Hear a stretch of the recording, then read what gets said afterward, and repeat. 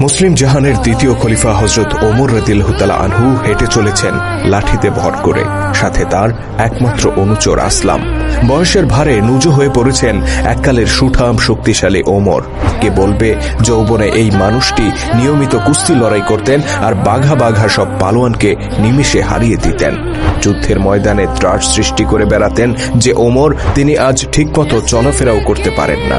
তথাপি অতি বৃদ্ধ বয়সে লাঠিতে ভর করে মাঝে মধ্যেই তিনি বেরিয়ে পড়তেন নিজের চোখে মানুষের হাল হাকিকত দেখার জন্য, কখনো দিনের আলোতে, কখনো বা রাতের অন্ধকারে। তেমনই একদিনের ঘটনা। হাঁটতে হাঁটতে মদিনা শহর থেকে বেশ দূরে একটি গ্রামে পৌঁছে যান ওমর রাদিয়াল্লাহু তাআলা আনহু। সেখানে একটি বাড়িতে উনুনের পাশে একজন নারীকে দেখতে পান তিনি।